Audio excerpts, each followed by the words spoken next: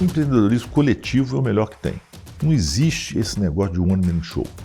Então o que a gente tem nas empresas, que eu acho que é uma coisa que dá certo, uma forma que dá certo, a empresa é feita de gente, né? E a gente procura dar espaço para aquelas pessoas, evidentemente a gente é gente com G maiúsculo, uma pessoa com boa qualidade moral, ética, etc, etc, mas com aquelas pessoas que querem empreender dentro da empresa. A empresa é um lugar para se empreender.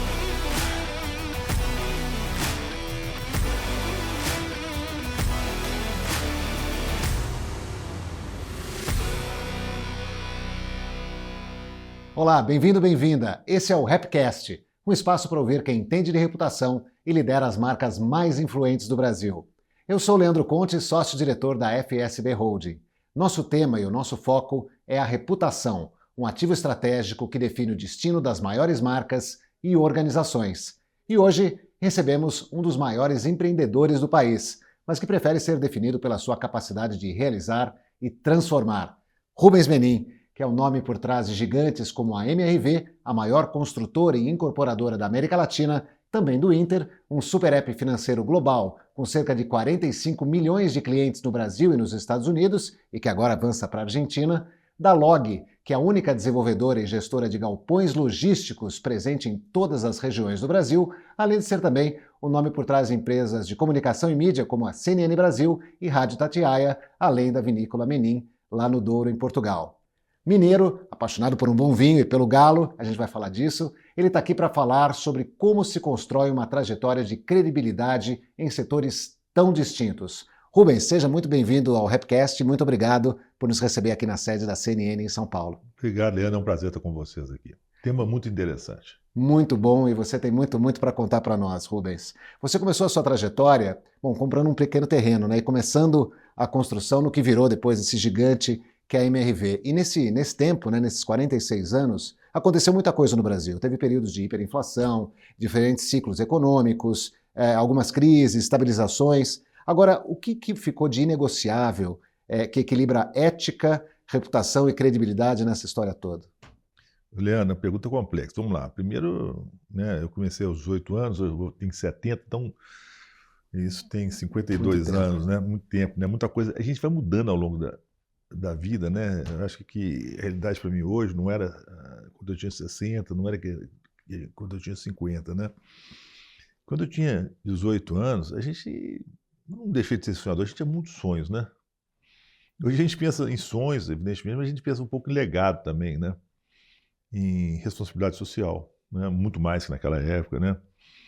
A gente imagina que a gente não veio ao mundo a passeio. Se a gente pode deixar uma contribuição, fazer alguma coisa concreta, né?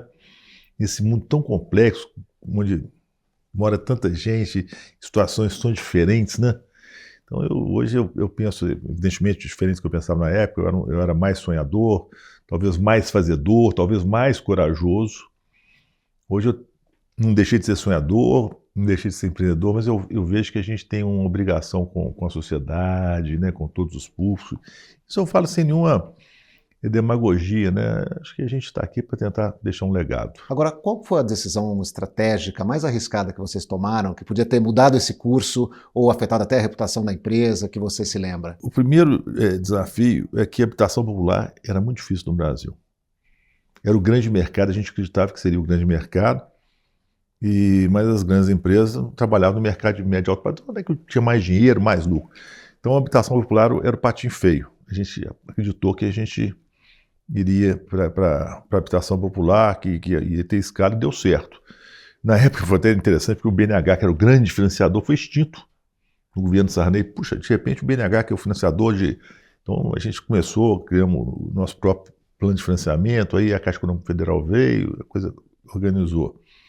Mas tiveram outros desafios também, quer dizer, toda vez que você quer inovar um pouquinho, e eu acho que a gente tem que ter esses desafios, você também está sujeito a uma pancada. A gente foi a primeira empresa a estar em todos os estados do Brasil ao mesmo tempo. Então nós estamos em todos os estados, em cento e tantas cidades, né?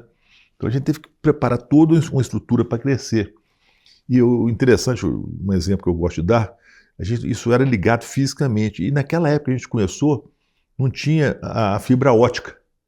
Então a ligação era muito artesanal, quer dizer, se conectar cento e tantas cidades, o escritório central que é em Belo Horizonte, ao nosso computador, era difícil. Hoje não, você tem satélite, tem fibra ótica, mas na época a gente não tinha. Então, nós, vamos dizer assim, a gente foi inovador e agressivo, romper essas fronteiras. O Brasil não era, vou usar uma palavra, não era nacionalizado ainda.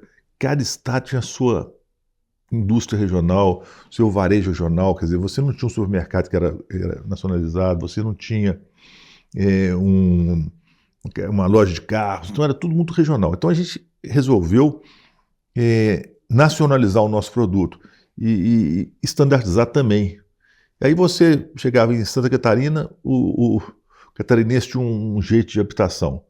No Rio Grande do Sul era outro, tinha que ter a varanda com a churrasqueira. Depois você ia para o Nordeste, era o problema da rede para dormir e o sol poente. E a gente teve que botar isso tudo num pacote só.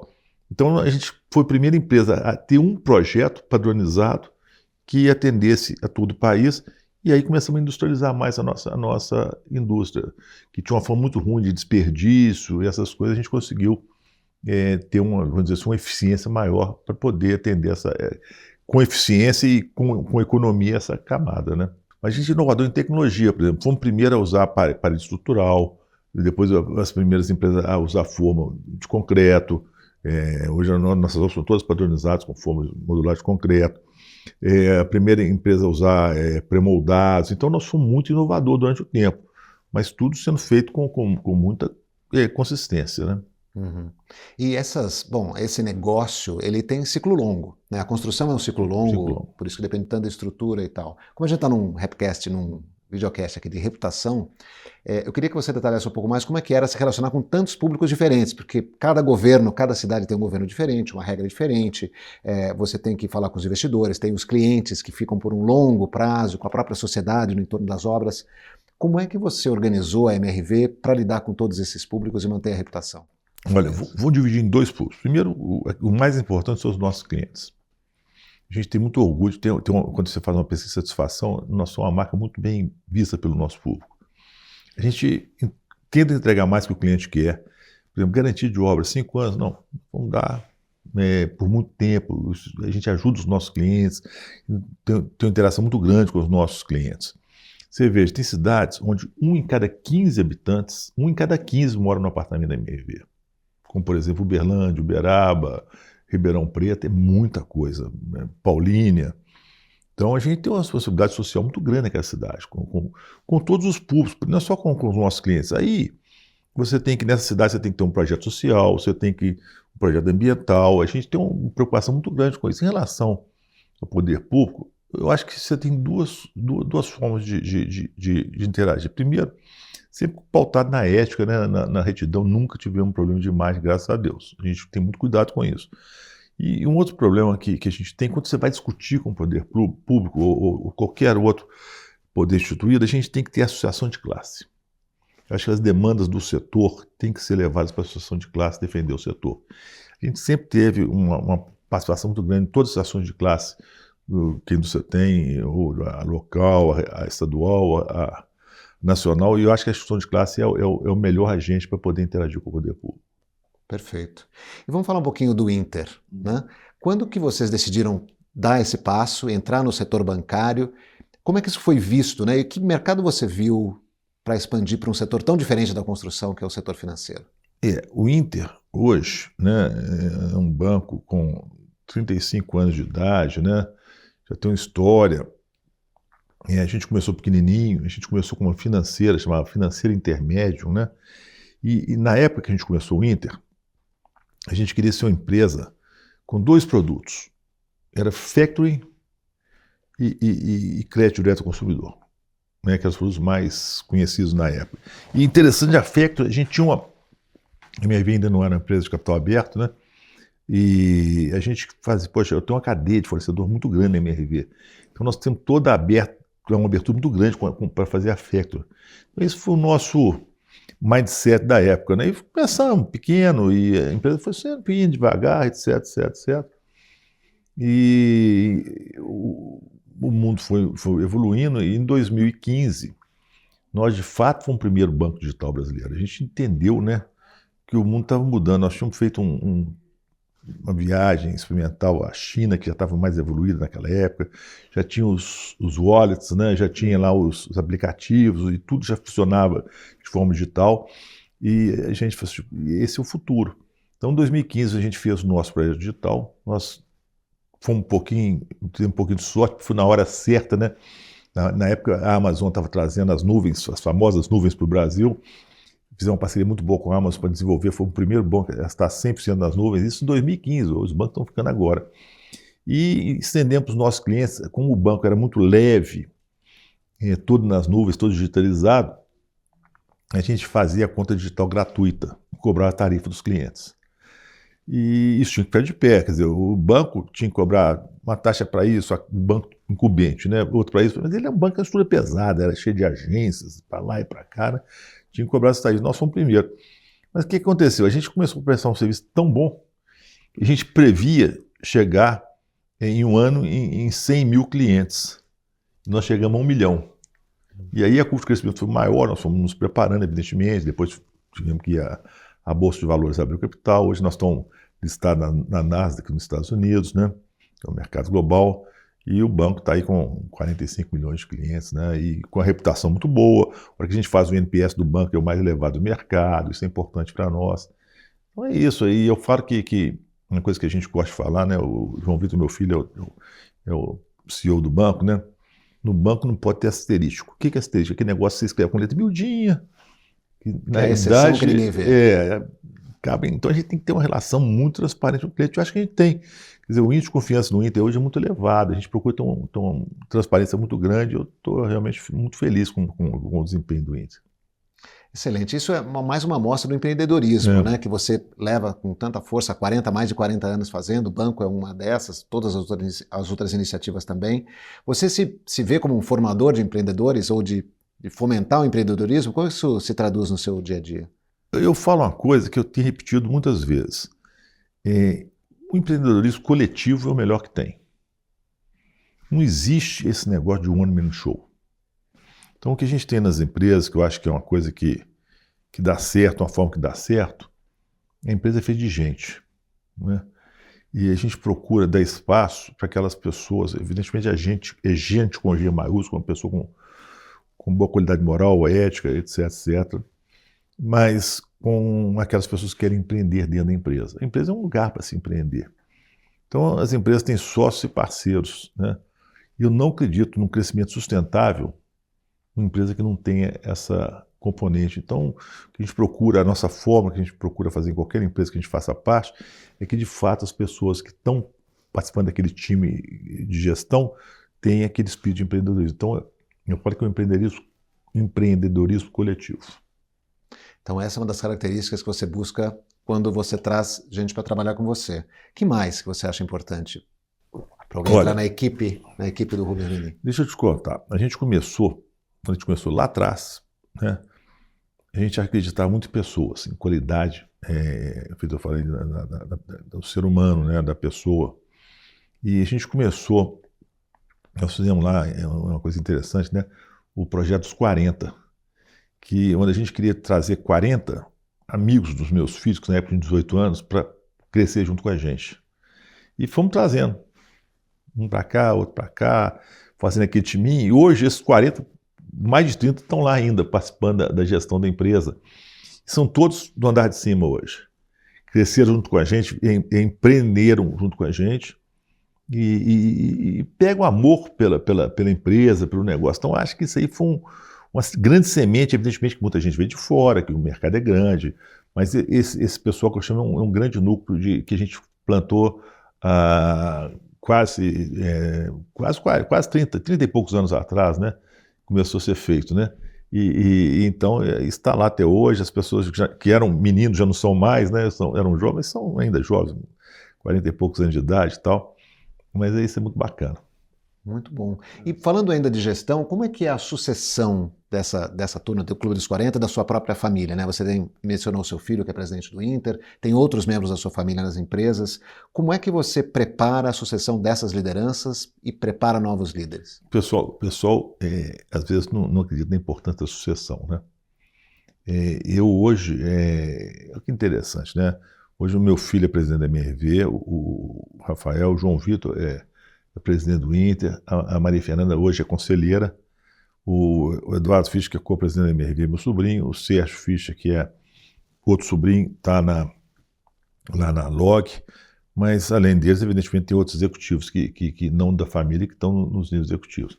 Eu acho que a sucessão foi muito bem feita. Quer dizer, hoje eu sou chairman das empresas, não estou mais na diretoria executiva. Então, quem está lá está tocando, eu fico só na parte estratégica. Então, eu acho que a sucessão já foi cumprida dessa primeira geração. Agora, nós estamos preparando a outra geração. Então, nós temos aí profissionais que nos assessoram. Cada executivo ele tem que ter a sucessão dele feita. Uma ou mais pessoas, porque aquilo a gente não sabe como é que vai acontecer.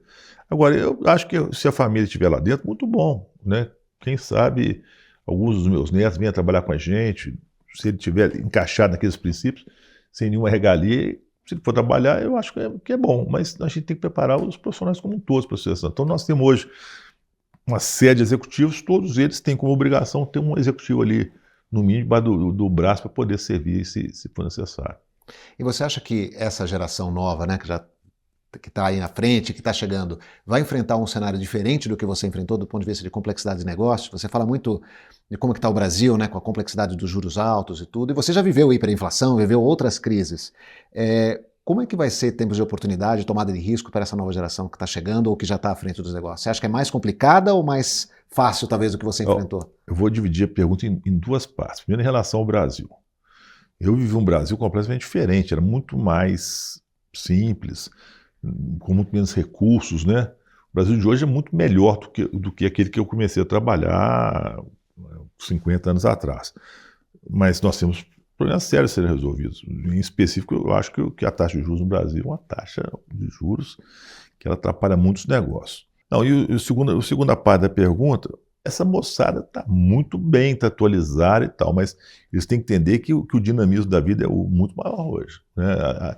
Você tem que buscar tecnologia todo dia, antigamente a coisa era menos dinâmica, então você hoje tem que estar muito mais atento às mudanças, que elas são constantes. Mas eu acho que, em geral, isso é mais para o bem do que para o mal.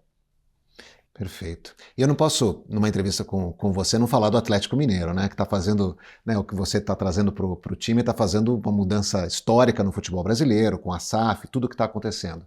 E a gente está aqui com um ângulo de reputação. Como é que foi a tomada de decisão para deixar de ser patrocinador para entrar como empresário mesmo e dono do clube, né? O controlador da SAF? E como é que foi quando você falou para os amigos, olha, vou dar esse movimento? Falou, você está maluco? Ou falou, vamos? Não, deixa eu te contar. Mais uma vez, se a gente tem condições de fazer uma coisa, a gente faz, né? A gente tem que ter sonhos, projetos, etc. Eu sou meio sonhador, feito eu já te falei. Quando eu comecei, eu era menino, com 6 anos, eu já ia no campo torcer para o Atlético. Então, o Atlético é uma paixão de fato, né? A gente tem que saber combinar paixão com razão. Depois virei conselheiro do Atlético, queria ajudar, estava sempre ajudando, participando das decisões, fui patrocinador do Atlético, da camisa do Atlético, e não existia nem SAF, nem pensamento de SAF naquela época. E em 2013, o Atlético chegou na final no Campeonato Mundial, né, lá no Marrocos, a gente não tinha casa própria. Eu falei, nós temos que arrumar um jeito de fazer a casa própria, que é a nossa arena que está pronta hoje, e eu comecei a assumir isso para mim. E a coisa foi acontecendo, conseguimos achar um terreno, fizemos um projeto, dificuldade de pensar em fazer um estádio, né? Nenhum clube conseguiu fazer isso, difícil fazer, poucos conseguiram, da forma que o Atlético conseguiu, sem pegar ajuda de Estado, fizemos por conta própria, né? E aquilo foi ficando pronto e nós inauguramos o estádio. E aí o Atlético tinha uma dívida relativamente grande, não da construção da arena, de dívidas provenientes de administração passadas. E surgiu a SAF. Mas estava num momento ruim, a pandemia acabando, o mundo ainda meio complicado, né? E nós vimos que nós não íamos conseguir fazer a SAF através de investimentos de fora, de uma forma que a gente achava que protegeria o Atlético. E a gente chegou ali, não, a gente consegue fazer, a gente consegue mudar esse clube, conseguimos transformar isso num projeto de longo prazo, então vamos assumir. Levamos isso para o Conselho do Atlético, o conselho gostou, e aí nós fizemos a SAF do Atlético. E estamos satisfeitos, né? Já tem 3 campeonatos seguidos que a gente está com o SAF, está indo bem, não é um negócio simples, né? É um negócio difícil, mas tem uma equipe muito profissional lá e eu acho que nós estamos cada vez num patamar mais elevado. Ótimo. E do ponto de vista de compromisso social, né, com a sociedade mesmo, que vai paralelo aos seus interesses empresariais, o que você acredita que é importante para o empresário investir? Quais foram as suas opções para deixar um legado além dos seus negócios? Olha, nós moramos no Brasil, né? Da mesma forma que eu falei que o Brasil, com 200 milhões de habitantes, é um mercado enorme, né? Quer dizer, nós já tem hoje mais de 1,5 milhão de pessoas morando em apartamentos da MRV. Isso aí a gente não poderia ter feito em outro país menor da América do Sul. A gente enxerga, né? O Brasil é um país com muitas diferenças, com muitas mazelas sociais, muitas mazelas sociais. Então, a MRV, por exemplo, sempre teve nós criamos o Instituto MRV, antes nós tínhamos um projeto MRV Vida, que a gente sempre teve uma preocupação com o social, investimos nisso, né? E o brasileiro tem um defeito, o brasileiro tem vergonha de falar que ele faz doação, que ele pratica o bem, ele quase que é acanhado. E a gente entendeu que isso está errado. E, por exemplo, o americano é o país que tem um percentual do PIB, onde o percentual de doação é mais alto, que é 2% do PIB, o Brasil é só 0,4% do PIB. Ele dá e fala com orgulho, todo ano aqui é uma sala para essa escola, né? E aí eu entendi que a gente tinha que falar para os outros, passei a não ter vergonha de falar o que a gente faz. Então, fazendo muita coisa, a gente tem o Instituto MRV, nós temos o Instituto B Maior, participo de muitos projetos sociais através da nossa família e isso parece que vicia. Quanto mais você faz, mais você quer fazer. Recentemente passei a participar de um projeto no Nordeste, por exemplo, que eu acho sensacional, que são os Amigos do Bem, da nossa amiga Alcione, que é uma maluca no bom sentido, né? Estive lá pessoalmente conhecendo, é um lugar mais agreste do Brasil. Uma coisa, uma pobreza, o projeto tem uma coisa de 150 mil pessoas. Eu acho que é o maior projeto social do Brasil, deve ser dos maiores do mundo. E ali, a transformação da vida das pessoas é um negócio fantástico. Tem a parte de saúde, que eu acho importante, a parte de educação, a gente tem um projeto muito grande, que é o Instituto I, capacita professores da rede pública, nós treinamos 250 mil professores, então esse negócio é um saco sem fundo, no bom sentido. Que a gente tem muita coisa para fazer, mas o Brasil ainda acho que é um pouco acanhado. Nós precisamos cada vez mais motivar. Hoje eu prefiro motivar mais as pessoas do que fazer. Cada um que a gente traz para o lado dos caras, eu acho que é mais um que vai ajudar nesse exército que a gente precisa mudar esse país. Eu acho que eu acredito mais na força do terceiro setor que na força da administração pública para isso. Um outro ponto que eu acho também que é importante, né? Hoje a gente participa de 2 empresas de comunicação, da CNN e da Itatiaia. E no discurso de inauguração da CNN eu falei isso, que a gente tem uma obrigação com a sociedade de ajudar na informação. Não existe uma democracia plena sem uma boa imprensa. E a imprensa no Brasil está num momento muito ruim, né? Pouco capitalizada, passando dificuldades, né? E de fato aí eu acho que a gente presta serviço público, né? Porque uma boa imprensa é fundamental. Então eu acho que eu tenho muito orgulho de estar fazendo parte da CNN, que é uma empresa hoje respeitada por todos, da Rádio Itatiaia, que é a maior emissora de rádio do Brasil, que faz um serviço de utilidade pública muito bacana. Então eu acho que a imprensa é um instrumento de desenvolvimento econômico e social. Obrigado, Rubens. E agora a gente vai para a última parte da nossa entrevista, do nosso Rapcast, que é para saber um pouco mais da sua vida pessoal, do seu lado pessoal. Podemos seguir? Vamos lá. Quando você começa o seu dia, os primeiros 60 minutos, o que você faz que deixa o seu dia mais tranquilo? Olha, cada vez mais eu tento fazer. Hoje eu não consegui, eu saí de casa às 5 horas da manhã, então não teve jeito, né? Mas, se possível, eu gosto de fazer ginástica de manhã cedo. Eu tenho uma meta que eu não consigo cumprir, que é fazer 300 dias de atividade física por ano. Eu li um livro que chama Outlive, de um médico americano, Peter Attia, e mostra que se você quer ter um final de vida confortável, você precisa ter atividade física. A atividade física é um dos componentes que a gente tem. Então eu, por exemplo, gosto muito de atividade física. Então se eu puder começar meu dia e fazendo uma ginástica, qualquer tipo de ginástica, eu fico muito satisfeito com ele. E Rubens, a gente sempre fala que reputação é o que falam de você quando você não está na sala. Uhum. O que você imagina que falam de você quando você não está na sala? Olha, eu gosto muito do seguinte, eu gosto de botar a cabeça no travesseiro e dormir. Mesmo que você tenha um monte de problema, você dorme, se você tiver a consciência tranquila. É lógico que tem gente que não gosta da gente, isso é normal na vida, né? Mas eu espero que eles não falem de mim que eu sou desonesto, que eu não cumpro com as minhas responsabilidades sociais, que eu não sou ético. Então eu procuro, e eu acredito que eles não falam de mim sobre esse aspecto. Falar que eu sou trapalhão, ou que eu sou atleticano, ou coisa assim, eu não ligo, não. Que pelo menos que minha imagem seja preservada, eu luto muito por isso. Perfeito. A gente tem um presente para você, Opa. Mas é um presente com uma missão.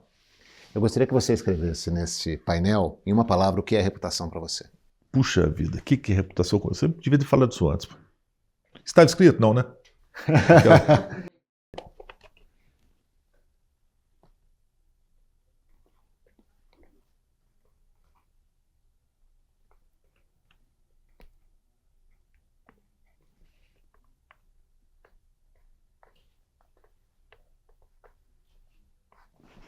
Pronto. Pronto, agora mostra Só pela isso? câmera lá. Compromisso social. Tem muito mais, mas esse é um. Reputação. Você tem compromisso social, você tem reputação. Perfeito. Esse é um presente para você. Vai ficar comigo? Para você escrever outras palavras que você quiser que te lembre a reputação. Rubens, tá certo, eu queria te agradecer obrigado. muito por essa conversa, por dividir seus ensinamentos conosco, toda a sua história. Parabéns. Eu vou levar isso comigo e vou guardar com muito carinho. Muito bem. Para você que nos acompanhou, lembre-se, a reputação é um ativo que se constrói todos os dias, em cada decisão e também em cada relação. Fique ligado nos próximos episódios do Rapcast, que você vai descobrir nas redes sociais da FSB Holding. Ouça no Spotify e também no YouTube. Até a próxima!